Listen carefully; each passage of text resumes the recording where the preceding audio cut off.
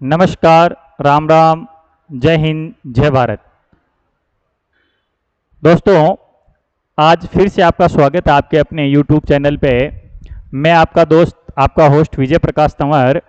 आज कल हमने संज्ञा की परिभाषा और उसका एक भेद व्यक्तिवाचक संज्ञा के बारे में पढ़ा था।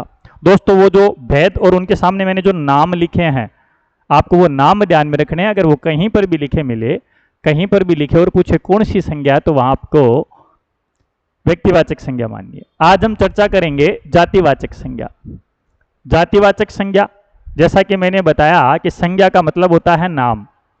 तो ऐसे नाम जो किसी संपूर्ण जाति, वर्ग, समुदाय, समूह, भीड़, है ना, कोई भी एक ऐसी चीज जिसके लिए इन शब्दों का प्रयोग किया जाता है, एक झुंड है, उन शब्द के लिए इन शब्दों का प्रयोग किया जाता है।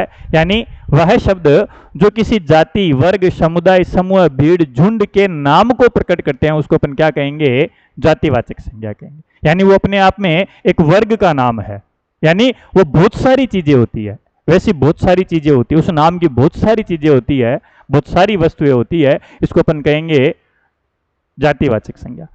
देखो, सबसे पहले वस्तुओं की जाति इसके अंतर्गत आती है। वस्तुओं की जाति के अंतर्गत आ जाएगी, जैसे घड़ी है, घड़ियां बहुत सारी होती है ना। तो घड़ी शब्द अगर कहीं अपने को लिखा मिले और पूछे कौन सी संज्ञा है, तो उसमें जातिवाचक संज्ञा। पंखा जातिवाचक संज्ञा। कुर्सी, टेबल, पहाड़, नदी, है ना, पुस्तक, शहर, गांव, ग्रंथ, अगर ये नाम कहीं लिखे मिले तो वहां अपने को जातिवाचक संज्ञा मानिए। हाँ, इनके आगे अगर इनके उत्पादन स्थान या कंपनी का नाम जोड़ दिया जाए तो वहां अपने को व्यक्तिवाचक संज्ञा माना। जैसे घड़ी है, घड़ी शब्द में नो डाउट जातिवाचक संज्ञा, लेकिन यह आ जाए कि टाइटन घड़ी, तो फिर वो टाइटन घड़ी कंपनी का नाम आ गया ना आगे, तो फिर वो व्यक्तिवाचक गिना जाएगा, है ना। जैसे हमने शब्द लिख दिया पंखा, तो पंखा में जातिवाचक, बहुत सारे पंखे होते हैं, एक वर्ग का नाम है ना, एक बहुत सारी वस्तुओं का एक समूह है, उसको अपन पंखा कहेंगे। लेकिन इसके आगे नाम दे दिया कि उषा पंखा, तो फिर वो व्यक्तिवाचक में चला जाएगा। तो वैसे ही इनमें से अगर किसी कंपनी या उत्पादन स्थान का नाम जोड़ दिया जाता है तो वहां व्यक्तिवाचक संज्ञा मानी जाएगी। दूसरा हमें ध्यान में रखना है पदों व व्यवसायों के नाम। दोस्तों, इंपोर्टेंट लगाना इनको, पदों व व्यवसायों के नाम।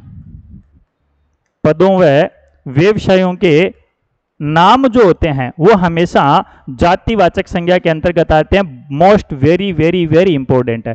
पदों में जैसे आ जाए आपके सामने शिक्षक, शिक्षक शब्द लिखा हुआ है, पूछे कौन सी संज्ञा है ना। वकील अगर पूछ ले कौन सी संज्ञा है ना, कोई भी है, जैसे डॉक्टर शब्द आ गया और पूछे कौन सी संज्ञा है, ठीक है, तो वो पद है, व्यवसायी है। अगर आ जाए किसान, ठीक है ना, अगर कोई भी और कोई व्यवसाय का नाम आ जाए, जैसे किसान के बाद में अगर कोई नाम आ जाए जुलाहा, है ना, बाबू, क्लर्क जो होता है बाबू, अगर ये लिखा होता है, अगर व्यवसाय पद का नाम कहीं लिखा मिलता है ना, जैसे मंत्री आ जाए, मंत्री शब्द लिखा हुआ है, जातिवाचक। विधायक, ये जो विधायक शब्द है ये भी क्या है?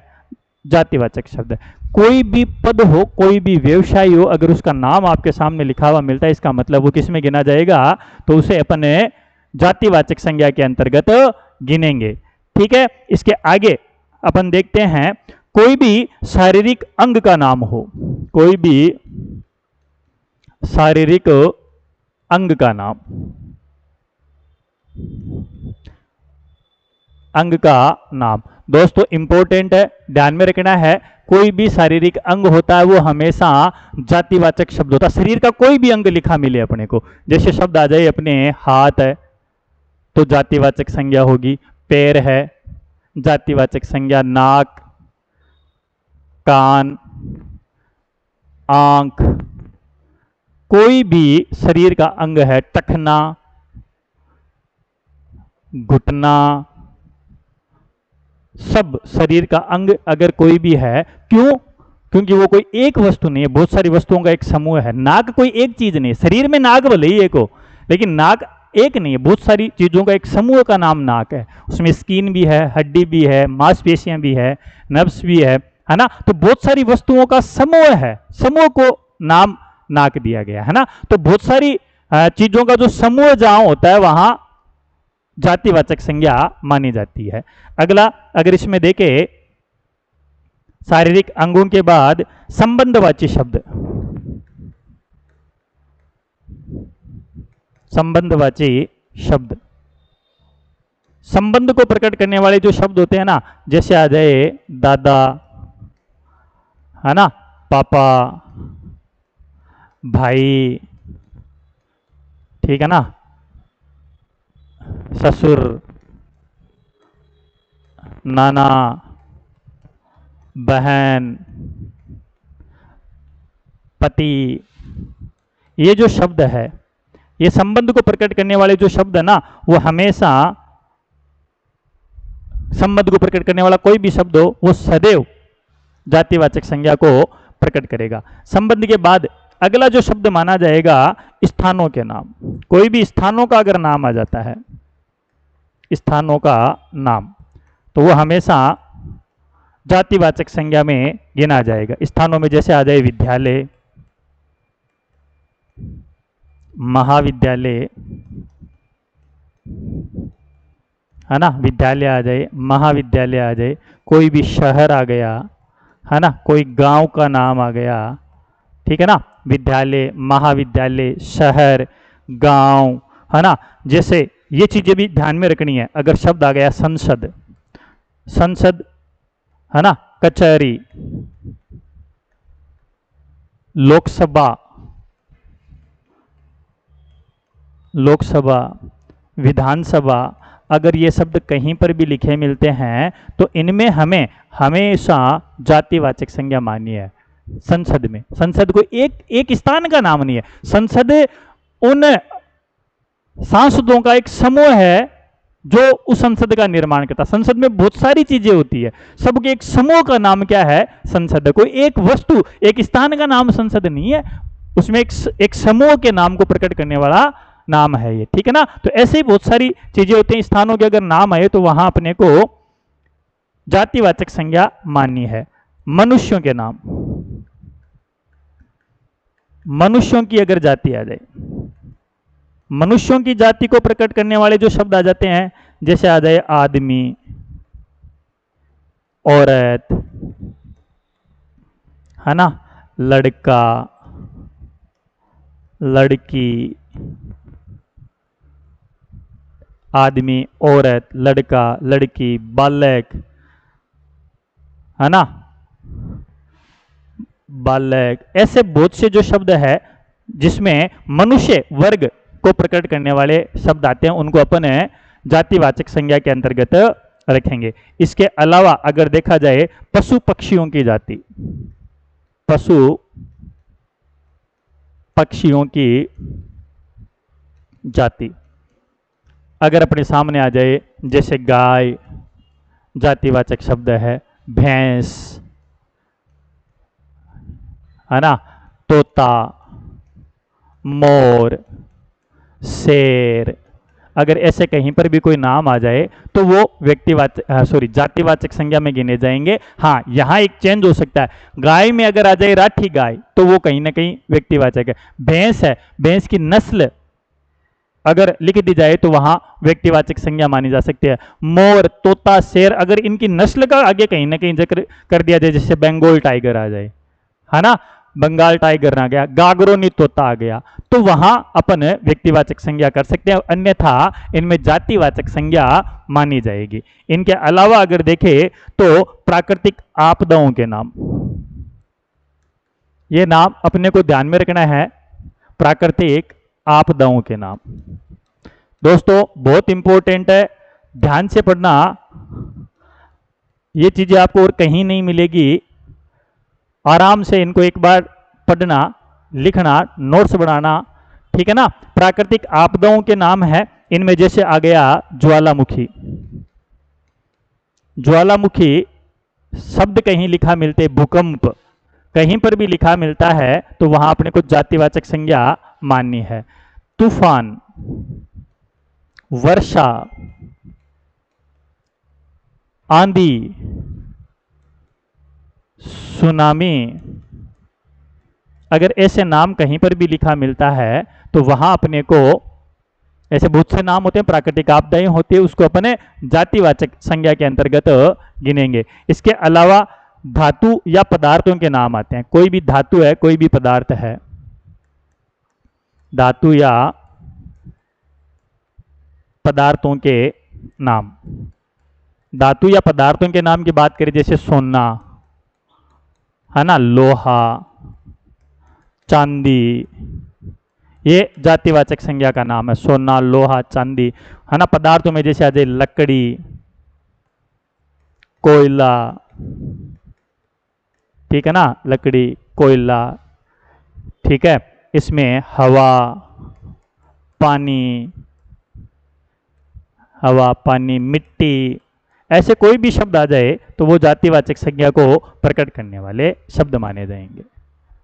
ये जातिवाचक संज्ञा को प्रकट करने वाले शब्द यहाँ आपको ध्यान में रखना है। और बहुत बार सीधे सीधे नाम लिखे होते हैं, अपने को पहचान करना है कि वो किसी वर्ग का नाम है या किसी एक का नाम है। अगर एक का नाम हो तो वहां व्यक्तिवाचक संज्ञा, अगर किसी वर्ग का नाम हो तो वहां जातिवाचक संज्ञा मानी जाएगी।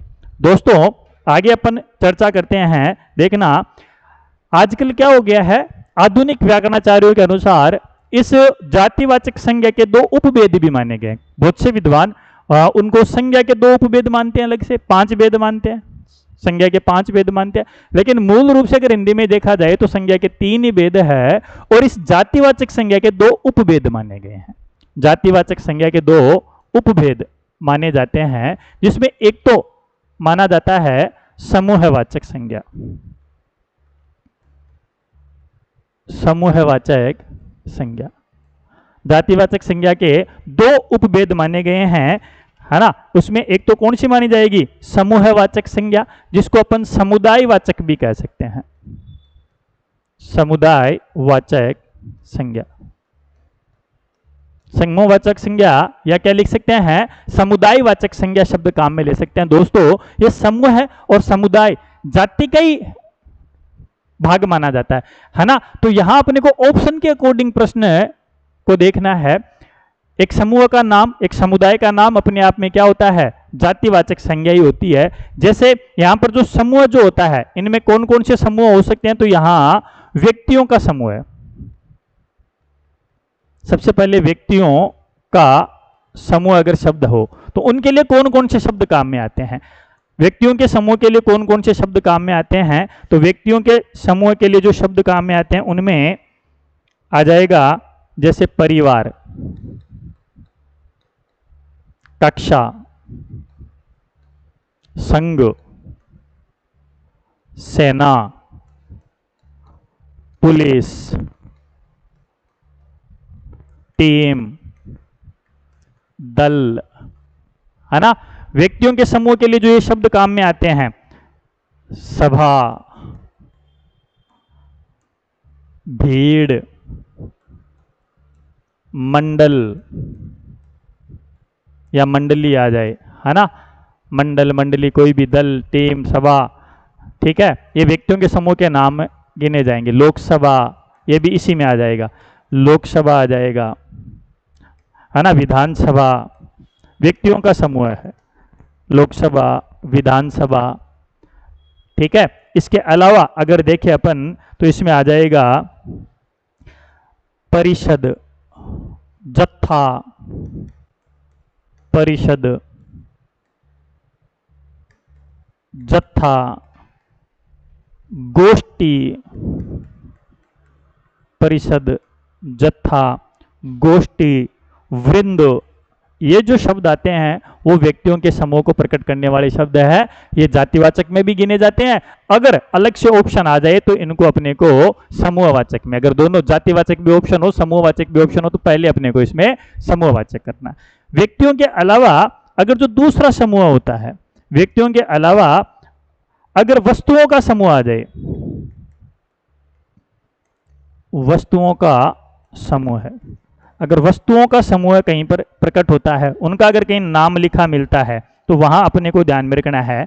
जैसे शब्द आ जाए गुच्छा, है ना, बहुत सी वस्तुओं का, जैसे चाबियों का गुच्छा होता है ना, गुच्छा है। ढेर है ना, गुच्छा, ढेर, पुंज, पुंज आ जाए, श्रृंखला आ जाए, दर्जन आ जाए, है ना।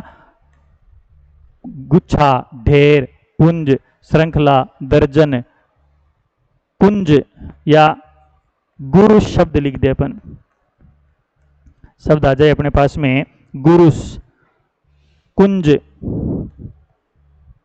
आगार। ये जो शब्द है वो हमेशा व्यक्तिवाचक, सॉरी जातिवाचक संज्ञा, जातिवाचक ऑप्शन में नहीं हो तो इनको अपन समूहवाचक के अंतर्गत गिनेंगे। इनके अलावा अगर अपन बात करें तो इनके अलावा वस्तुओं के अलावा जानवरों का समूह भी होता है। जानवरों का समूह है। जानवरों के समूह का अगर नाम आ जाए तो वहां नाम लिखा मिलता है अपने को झुंड। जानवरों का झुंड होता है, टोली, है ना, रेवड़। ये जो शब्द होते हैं ना, इनके लिए अगर पूछ लिया जाए तो समूहवाचक, अन्यथा ये किस में गिने जाएंगे? जातिवाचक संज्ञा के अंतर्गत गिने जाएंगे। इसके अलावा जो दूसरा भेद माना जाता है, समूहवाचक संज्ञा का जो दूसरा भेद माना जाता है वो गिना जाता है, सॉरी जातिवाचक संज्ञा का दूसरा उपभेद है द्रव्यवाचक संज्ञा। द्रव्यवाचक संज्ञा, द्रव्यवाचक संज्ञा। दोस्तों यहां मैं आपसे एक प्रश्न पूछ रहा हूं, प्रश्न कर रहा हूं, है ना, प्रश्न मैं आपसे कर रहा हूं, आपको उत्तर देना है, कमेंट करना है। दोस्तों ध्यान में रखना, एक तो शब्द होता है द्रव्य और एक होता है द्रव। दोनों में क्या फर्क है आप कमेंट करके उत्तर बताओगे। द्रव का मतलब क्या होता है, द्रव्य का मतलब क्या होता है, आपको इसके लिए कमेंट करके बताना है। ठीक है ना, यह प्रश्न है आपके लिए, इसको कमेंट करके आपको बताना है। ठीक है, द्रव्यवाचक संज्ञा, है ना, ध्यान में रखना है। द्रव्य उस पदार्थ का बोध है जिसमें अपनी सारी शारीरिक चीजें, द्रव्य का मतलब होता है पदार्थ, कोई भी वस्तु है। द्रव्य का मतलब जिसे अपना जीवन, शारीरिक क्रियाएं संचालित होती है, अपना जीवन संचालित होता है, वो सारी वस्तुएं इन द्रव्यों में, द्रव्य में शामिल की जाती है। जैसे अगर नाम आ जाए अपने सामने द्रव्यवाचक चीजों के लिए तो वही पदार्थ है, जैसे लोहा आ गया, सोना है ना, जातिवाचक में भी गिना जाता है। अगर जातिवाचक के अलावा अगर ऑप्शन आ जाए तो इनमें द्रव्यवाचक संज्ञा माननी है, तो अपन इसमें लिख सकते हैं, इसमें ये चीज लिख सकते हैं, वे वस्तुएं जो ठोस, द्रव और गैस अवस्था में पाई जाती है, वो सभी वस्तुएं इसमें द्रव्य में शामिल है। उनका नाम है ठोस, द्रव और गैस वस्तुएं जो है वो सारी की सारी, उनका अगर नाम है तो वो किस में गिनी जाएगी? वो इस द्रव्यवाचक संज्ञा के अंतर्गत गिनी जाएगी। अगर द्रव्यवाचक ऑप्शन में नहीं हो तो उसको जातिवाचक संज्ञा में मान लिया जाएगा ना। कोई भी ठोस, कोई भी द्रव, कोई भी गैस, कोई भी ठोस वस्तु आती है, जैसे पत्थर आ गया, पत्थर शब्द लिख दिया हमने, है ना। द्रव में अगर हमने घी लिख दिया, पानी लिख दिया, पत्थर में, ठोस में और लिख सकते हैं अपन, सोना लिख सकते हैं, लोहा लिख सकते हैं, है ना।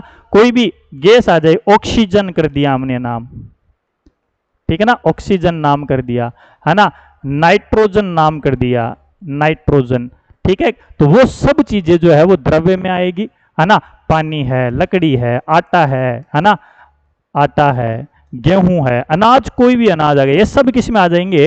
द्रव्यवाचक में आ जाएंगे। और अगर द्रव्यवाचक ऑप्शन नहीं हो तो इन सबको हमें जातिवाचक संज्ञा के अंतर्गत गिनना है। दोस्तों ये जातिवाचक और जातिवाचक संज्ञा के दो उपभेद, जातिवाचक और जातिवाचक संज्ञा के दो उपभेद, समूहवाचक और द्रव्यवाचक। समूहवाचक को एक नाम हमने और दिया था, समूहवाचक जो संज्ञा है इसको समुदायवाचक संज्ञा भी कहा जाता है। दोस्तों अगर ऑप्शन में ये अलग से दिए हुए हो तो अपने को ये करना, अन्यथा ये दोनों के दोनों जातिवाचक संज्ञा के उपभेद माने जाते हैं। धन्यवाद।